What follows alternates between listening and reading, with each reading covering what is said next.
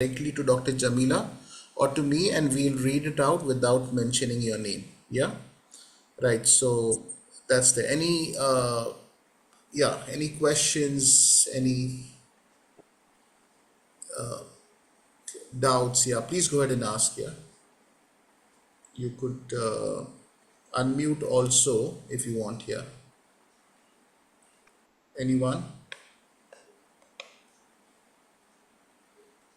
Yeah. Yes.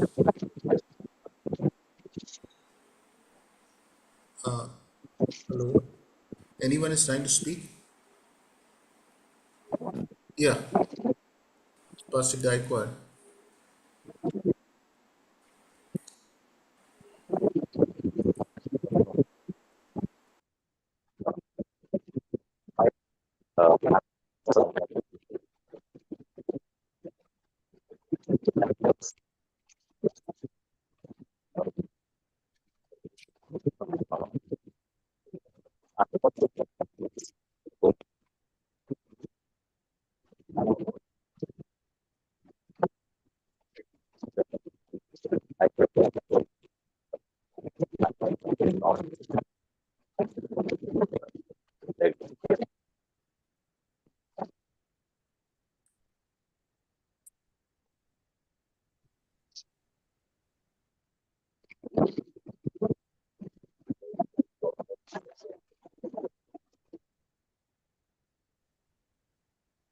Sorry, I missed that. Can you repeat again? Yeah, even I couldn't hear that. There's some problem with the audio, I think, Pastor Gaikwad. Could you just put it into the chat, Mr. Gaikwad? Yeah, if you could put it in the chat, would be great. Yeah.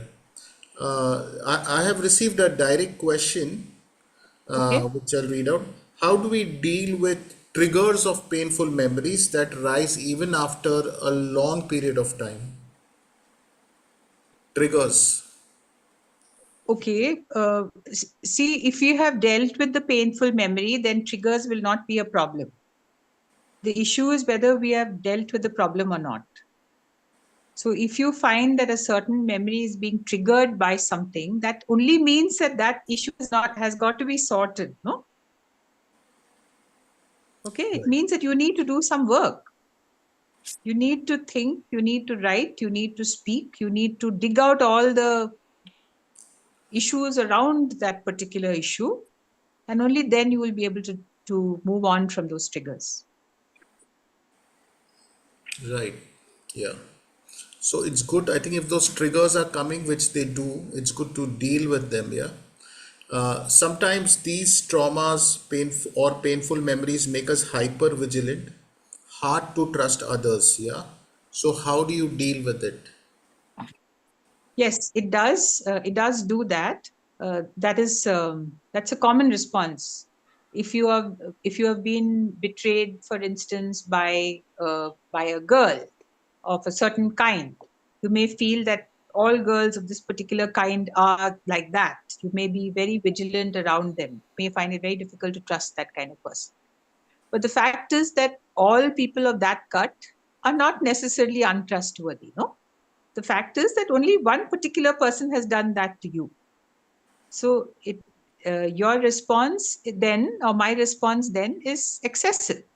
For instance, if I look at the example that I shared of myself, if that ended up with me distrusting all those who are in army uniform, then I would never have been able to survive myself in the army, right?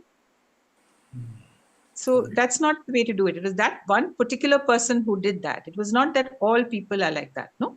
So the processing and the work has to be done by us to correct our thoughts, to correct our faulty response, really, to the trauma, to the painful memory. Okay, so there is a lot of work that goes into it. We have to think, we have to write, we have to pray, we have to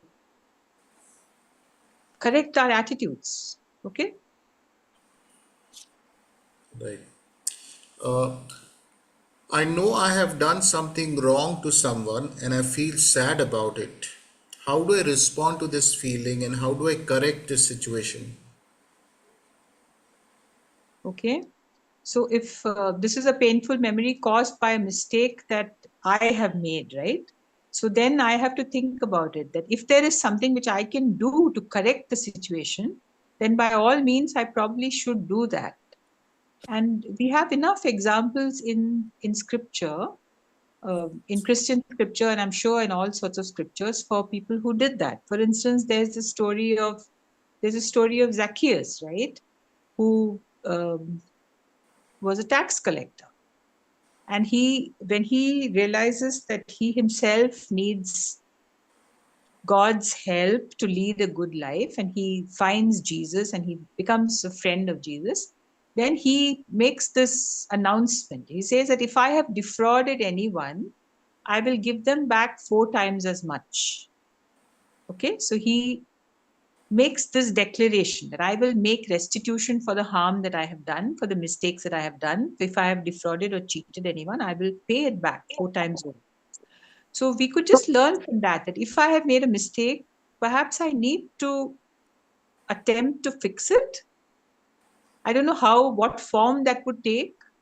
Each person has to decide that. But if you can reach that person, make some form of restitution, some form of apology, then yes, by all means do it. Okay, that would really help you to get over that painful memory. Now, how the other person responds is not in your hands. They may take it well, they may not take it well. They have the right to do that, no? They have the right to make their own mistakes. But you have the option and in a sense, the role model to do the right thing. That will help you to get rid of your painful memory, that you have attempted to correct it. Okay? Right. Yeah. Any other question? Any other query? Please go ahead and ask. This is very important. It's a great opportunity to ask about certain trauma we carry, hurt we carry, triggers that we experience. Yeah. All right. Here's a anonymous question again. I grew up in a hostel, so I have become tough mentally, and I'm unable to express myself to anyone. Growing up in a hostel, there is a wall that I'm unable to break. Uh, I'm now in my 50, so will past haunt me still? Uh, I Okay. yeah. Right. I'm not sure obviously, there's something about the past which is haunting this person. And by their own words, they have become very tough. They have toughened themselves. I suppose you mean that you don't like to talk about things and you don't acknowledge or talk about emotions very easily. That's the feeling that I'm getting. So I don't think that this is a very helpful attitude to take for dealing with pain. No, it's not helpful. Because if you do not allow yourself to express the pain or feel the pain or acknowledge the pain, then you are depressing that pain. No, it's not that the pain is not there. From the hints that I'm getting from your question, it seems that there is pain, but you're not allowing it to come out. So this is the kind of cleanup that I said, no, that deep-rooted cleaning is not happening. Right. So probably it would be a good exercise for you to write down somewhere in some diary or some place where you have some privacy, write down a few things which hurt you from your hostel life or from your family life or whatever it is that pains you. Write it down. Start with that. Okay. Okay. Thank you. I think there's an inquiry to connect with your website, or should I post your You contact can put details my on? number up. Yeah, okay, okay. You can put my number up. Right, Yeah. right, yeah. All What right. about a family member? Okay, there's a question here. What about a family member who has cheated on me in the past and now coming for compromise and I'm confused what to do? Okay. Uh, yes. So obviously you have been pained by this person, and you are not sure. You are in a confused state as to whether you should trust them again, right? You're not sure whether you should trust them again, and you are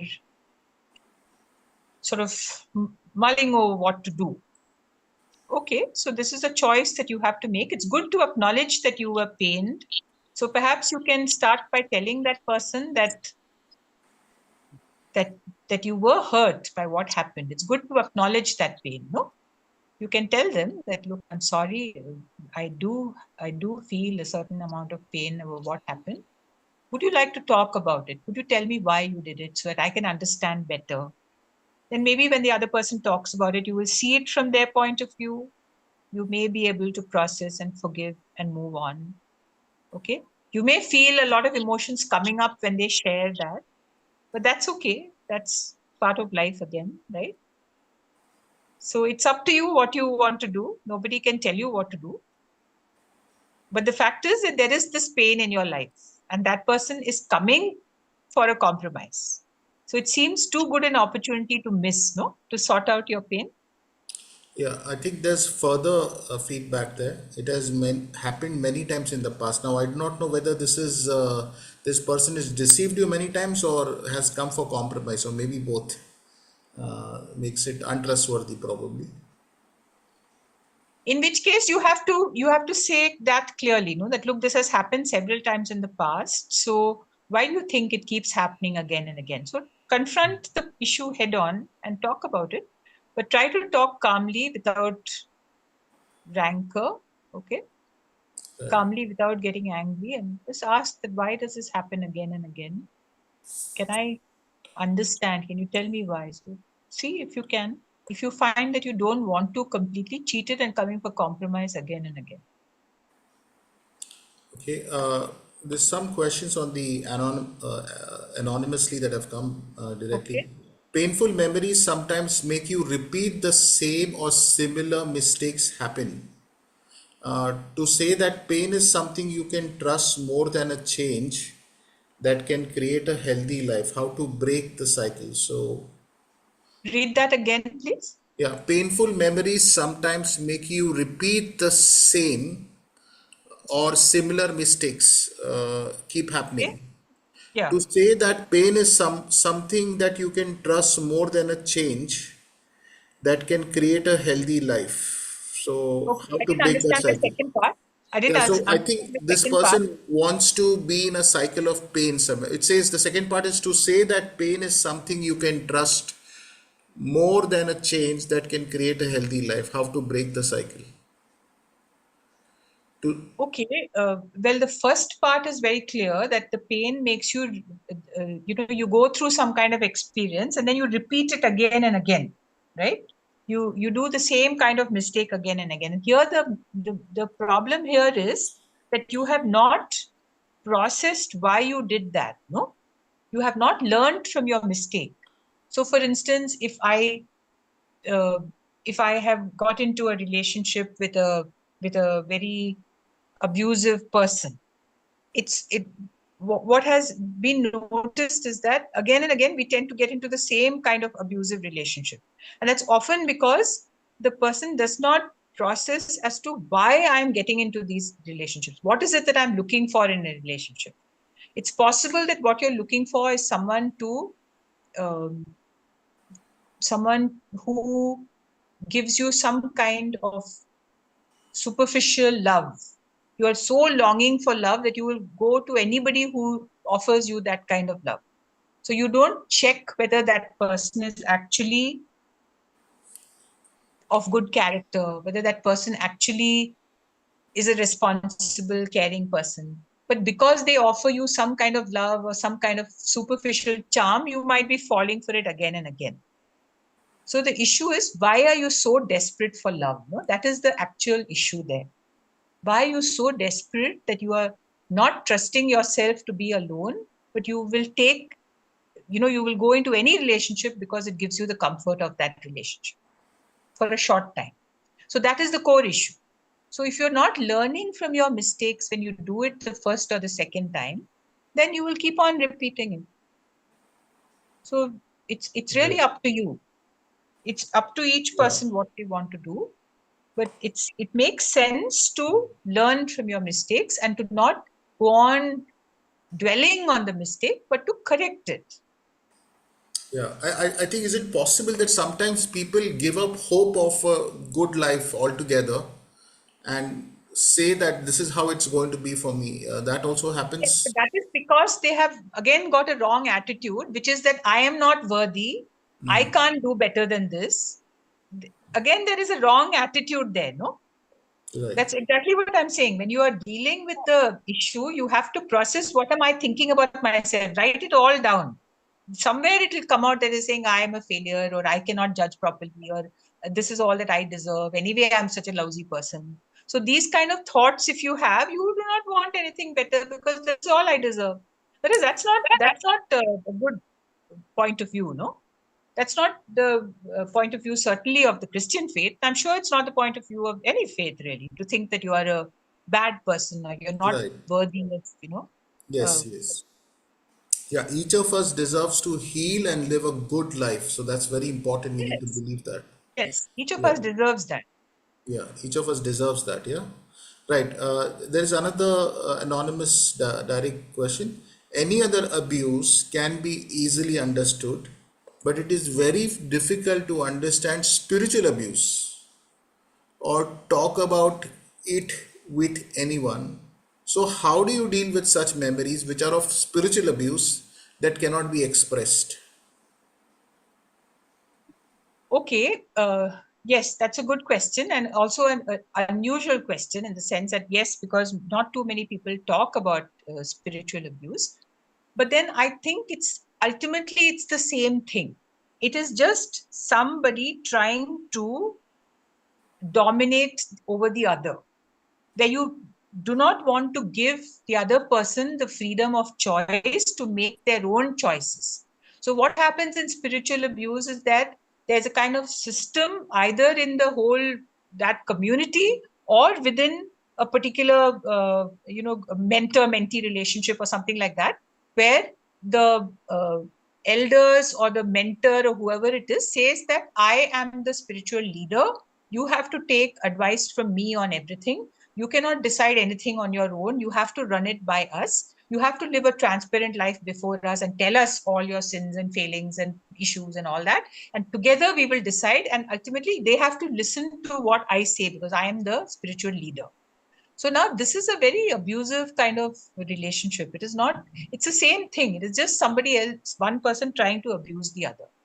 And yes, there is a faulty theology behind it. And yes, that should be exposed and it needs to be talked about more in the church, more in every situation. I mean, it's there in all religions. We have been reading about this, Correct. about Stampede, that Baba and all that. So Right. there is this kind of spiritual abuse and cults and cult leaders in every religious group, and we have to get over this, that we need somebody to be that kind of a spiritual guide or mentor or leader who takes Right. all the decisions for us and tells us everything and all that. That's Yeah. not how an enlightened and mature spirit, Yeah. Christian group certainly or any other group should be. Yeah. So yes, it needs to be talked about. Thank you for bringing it up. And I think that if you're going through this, please go and talk to somebody about it and get it corrected, because nobody should actually decide for you.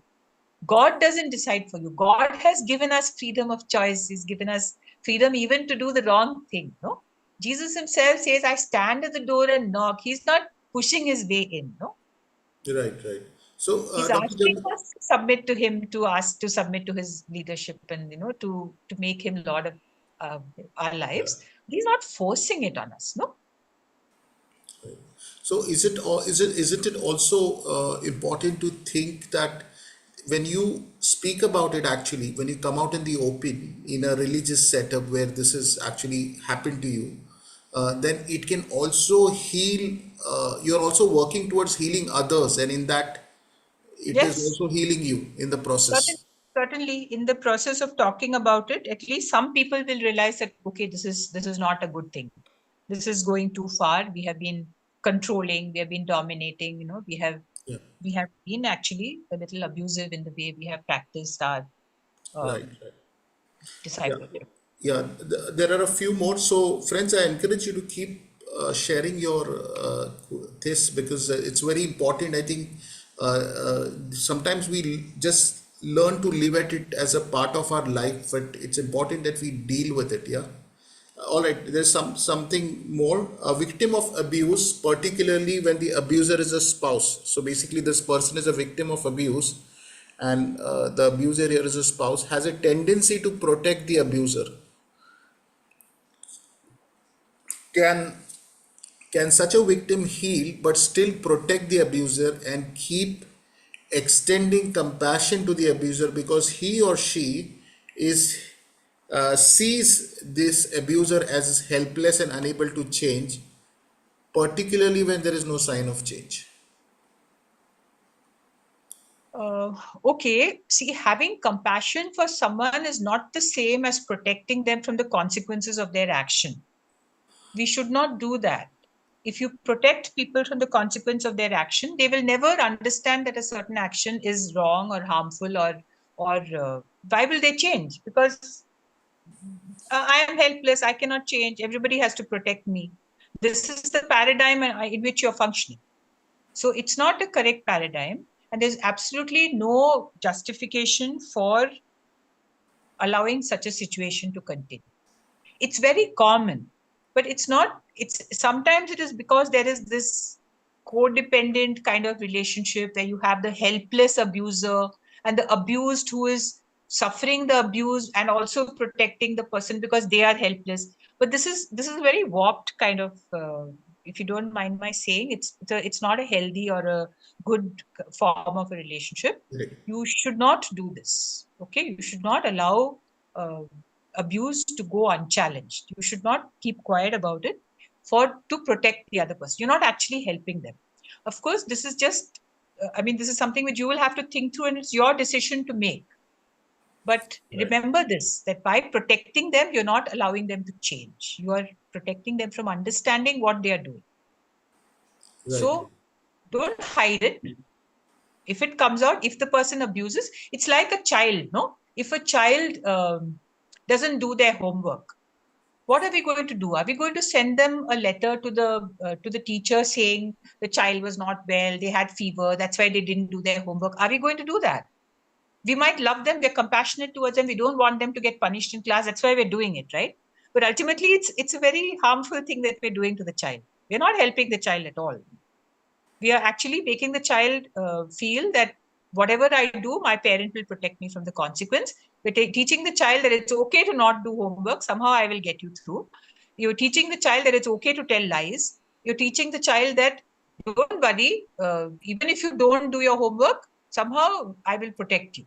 So you're teaching a lot of wrong messages to the child. No, it's the same thing. If you protect an abuser and don't let on that they are physically abusive or whatever, then you're telling them that physical abuse is fine. I will always protect you. Don't worry. Right. Dr. Jamila, just in this case, where suppose if it's a family situation where the abuser is within the family itself, or if it is a religious context where people don't talk about such things, how can a victim of abuse find help? What is step one, step two, step three that they can do in terms of seeking help? Okay, if it's within the family, then you need to find one family member to whom you can talk. All right. Now, in our country, this is not always very easy. Often, what happens is they tell the parent, but the parents don't believe them. This is often the case, which is why they don't want to tell, because they are often. It takes many years before the parents sometimes realize that what the child said was true, and they might later apologize that I'm sorry that I didn't believe you when you said it, or I'm sorry that I didn't want to take any action when you said it. But then the fact is still that the persons to tell is usually the parents. You need to tell your parents that this has happened.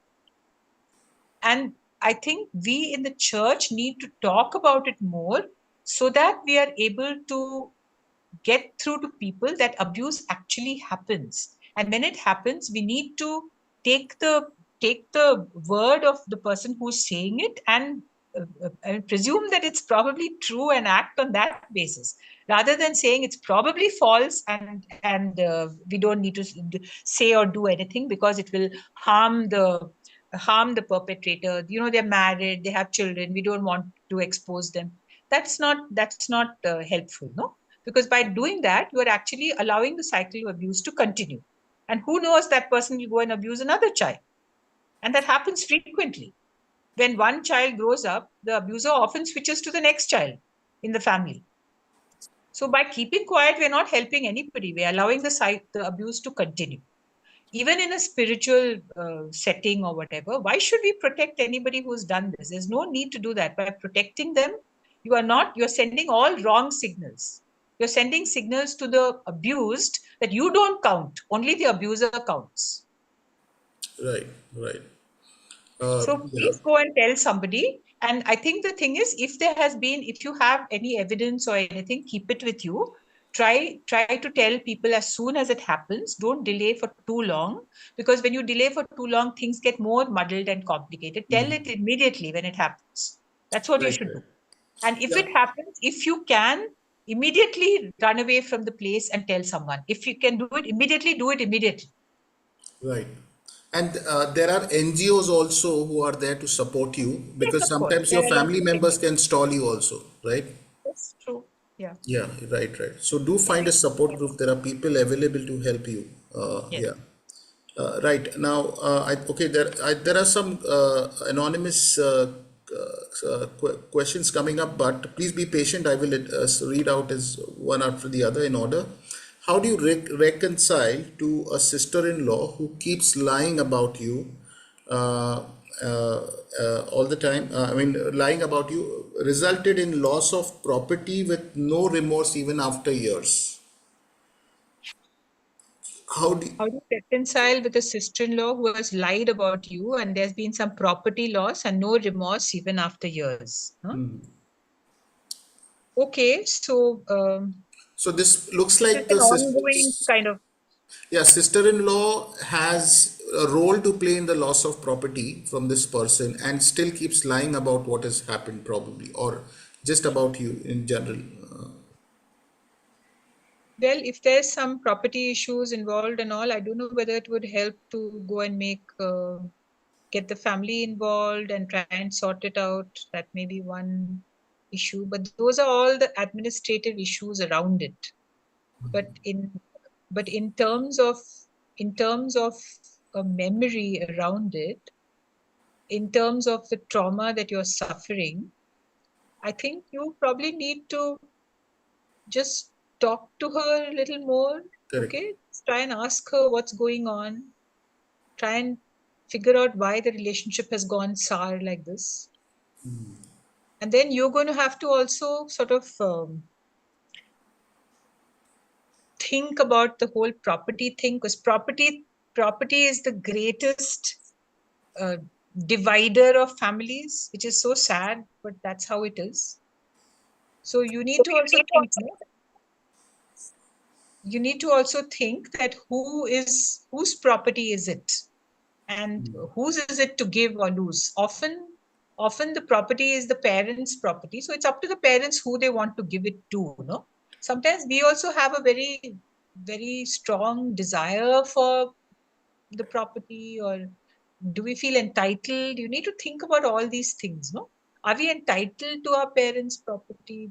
Should the siblings fight about the property? And then sisters-in-law and all, why do they come in? No? Ultimately, it should be the siblings who decide. I think Right. that's a big mistake that we make also in our families. That the in-laws, the spouses of the children get involved, and that's when the problems come. Whereas if the siblings together were to decide, they usually will find an equitable solution most of the time. And the spouses should only support and say that, look, we will support you whatever you do. But people can be, I agree, very money minded. So these things do happen. You have Right. to figure out how to deal with it in each individual case, whether you're going to make a big deal of it and want a proper solution or a proper arbitration by someone and decide how to settle the property, or whether you're going to let it go. That also is an option. Correct. Okay, that's the best answer I Yeah. can give. My partner ignored me all these years, but now is coming around to make up. But coming around is probably taking initiative. But I feel it's too late, and I'm unable to reciprocate back to this change. How do I overcome this? Okay, so here we have a partner who has not been responsible or faithful, and now they are coming back after a gap of we do not know how many years. And this Yeah. person is finding it difficult to Yeah. respond. Ignored. Partner ignored me all these years. Yeah. Now, this person is finding it difficult to forget that pain and to respond appropriately. Okay, so this is something which you're going to have to figure out. There's no easy answer to this again. It would depend on how much the betrayal and the ignoring was. It would depend on whether the marriage is irretrievably broken or whether, whether you're still able to make a go of it. I would suggest you both go and meet someone for counseling and therapy and see whether you can fix it. Okay, if you can, that Right. would be a good thing, right? Yeah. Okay. Okay. Sati, Now, 1 minute. yeah, yeah, sure. Satish, just call Piti. She's calling. Just call Piti. Yes. Yeah. I carry guilt of my childhood friend's suicide. We were best friends, and this suicide happened when both of them were 19 years of age. And so many questions were asked towards me by the people and police at that time when the suicide happened. I'm not at fault, but I keep feeling guilty. I have anger towards my best friend. It has affected all my relationships since then. Okay. Yes, this is quite a case like some of the cases that I discussed in my presentation. How we can feel betrayed by particularly people who commit suicide. How it can lead us to doubting ourselves, blaming ourselves, and unable to find it difficult and unable to make friendships again. Now the point is, you need to understand this about suicide. That is often suicide is often caused by severe mental illness. Okay, at least 40 to 50% of people who commit suicide have a diagnosable mental illness. So it's quite possible that your friend had some kind of an illness, which is not your fault at all. There is nothing you could do about it. That person should have had proper treatment, proper help from the proper people. You're a 19-year-old, what could you do? Okay. So to blame yourself is unreasonable, unrealistic, and it is a very exaggerated and incorrect response to this. Okay. There's probably nothing that you could have done. Your friend needed help, which unfortunately and sadly, your friend did not get. So, yes, it's a very sad thing. You will need to express your sadness, but you do not need to feel guilty about it. Okay, there is no reason for you to feel guilty. Your guilt is inappropriate and misplaced. So you need to understand this, that yes, you can be sad that your friend left, but it's also unnecessary for you to feel angry with your friend, because your friend, well, it was not the friend's fault either. No, suicide is not something that you do to hurt someone. Suicide is something you do because life is unbearable because of some quirk in your mind. So that person was struggling with their issues. No point in being angry with them. It's not anger was not is not the right uh, response to a person's mental illness. No. Okay. So that anger also is something which you need to process and get rid of. So the guilt and the anger is not necessary. Sadness, yes. But then sadness also process it, talk about it, think about it, express it in whatever way you can. Slowly with time, the sadness will fade and you will accept that, yes, my friend did this, it's sad, but life goes on. I will be happy. You can have hope again. You can have friends again. Okay. So please have that hope. Don't refuse to make friends or be with people or enjoy people or have fun because one friend did this long ago. Okay. Yeah. Okay, I think with that we've come to the close of today's session. Thank you so much, all of you, for joining. I would like to, and we would like to encourage and appeal to all of you because I think a lot of people, we care so much about our physical bodies, but we don't care about our emotional health, our the hurt that we carry within us for so many years. So it's really amazing to see so many people carrying hurt within their hearts, and they just live with it. They bleed inside, and they don't take help. It's so important to take help, to reach out. Each of us deserves a good life, a, a colorful life, and it's important that we live it to the fullest. Yeah, so do not go around blaming yourself for saying this is the way. God definitely wants us to live a good life, so to seek it. And there are many out there who are there to help you out. There are counselors, there are people like Dr. Jamila also, and there are people there out there who are willing to support you, right? So please do seek help. Yeah, Dr. Jamila, any closing words on the topic here?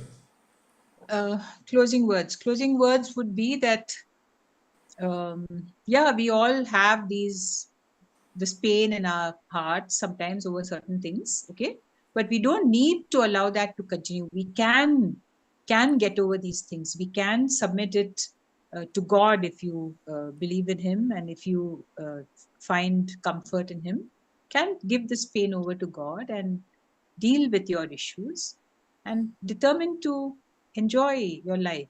We are made to have a full and abundant life, a full and happy life with joy and peace. And that's what we can wish for each other.